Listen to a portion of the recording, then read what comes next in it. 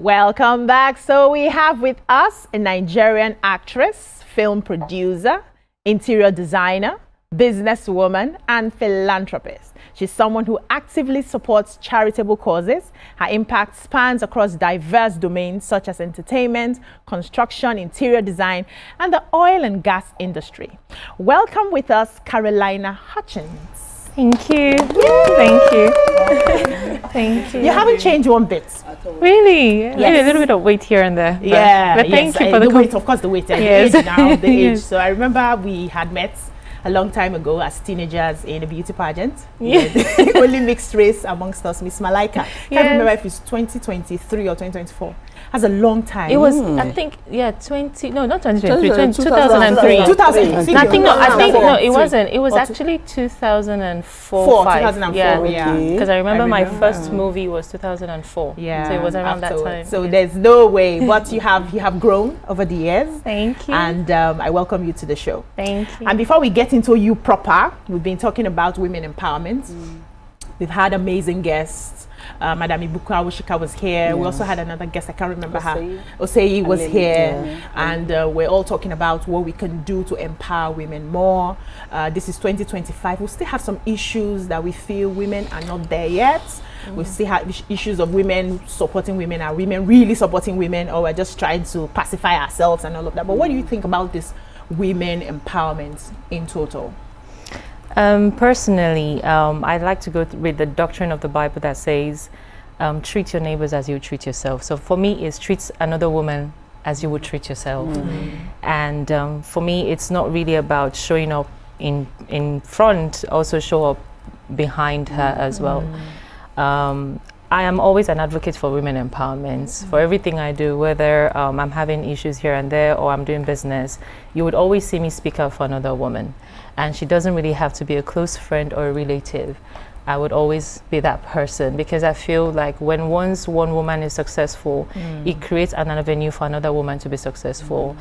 We are literally in a male-dominated world. As much as they would like to say, "Oh, women are more, favored," I think the life itself has been created in a way that it actually creates boundaries for women.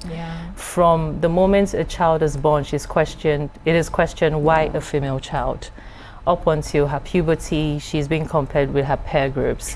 Up until her intelligence, why is she no better than the other person in the class? Her height, her complexion, her everything. Now we go through, university stage, working stage, where there's no equity, there's no equality. And then when it comes to childbearing, she's being questioned why she's not having a child. So I think, for me, for everywhere I go to, regardless of the differences that we have and characteristics difference and all that with women, I always like to speak for women. Whether I like you or not, I will speak for you in places where I feel like the doors are open for you. So I strongly believe in women empowerment, but I also believe that it's not a platform where we are against the man, because we need the man. We're not fighting each other. We're not fighting each other. We need the man to be successful. But I like to support women a lot, regardless. Amazing. Let's talk about your role in the Housewives. Housewives of Lagos. So when you started the first season, it was a buzz. Caroline was not taking no for anybody. And then we didn't see you for a bit. I think you didn't feature in season 2. Yes. And some of us missed you. Like, why didn't you come back and all of that? This was really good, because not everybody knows you as an actress. You stayed off the scene for a bit, I think marriage or whatever, And when you came back, it was like a reminder that this babe is still doing things, this babe is still here. And when we did see season 2, I was like, she don't vex, so she doesn't want to come back again. And then you appeared season 3, and when you appeared very calmly. But I was suspecting that you were going to come with fire, and you have started giving us the fire. It's interesting to watch. So I'd like to know if you were really scripted, if all of you are scripted, or this is just you being who you are, being yourself, not standing up for nonsense, and just saying it as it is. Well, I'm that person. I think I'm too blunt for African channel. TV show. I'm a very blunt person. I don't know how to keep grudges. So for me, I don't forget. There's a difference between keeping grudges and not forgetting.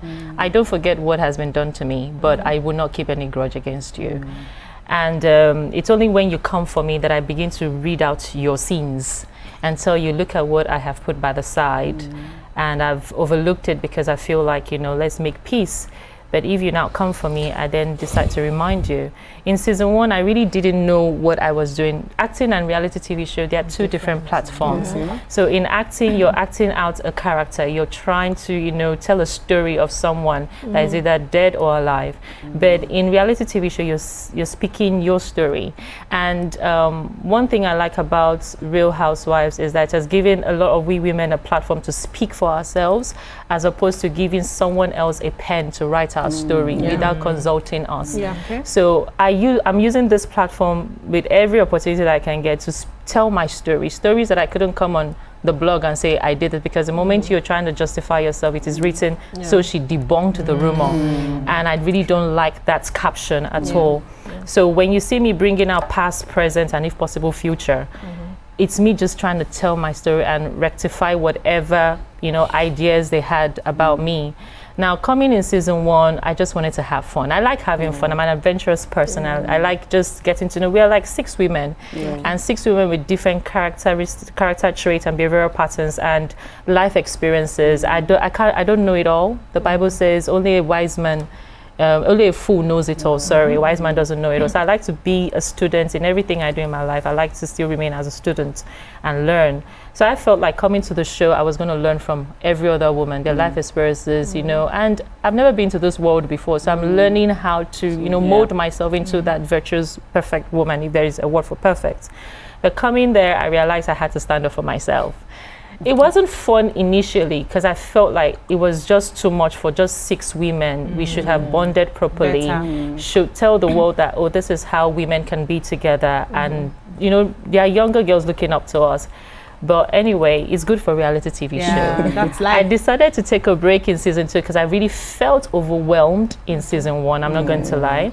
I felt really overwhelmed, being the fact that it was my first time ever. I wasn't expecting what was coming.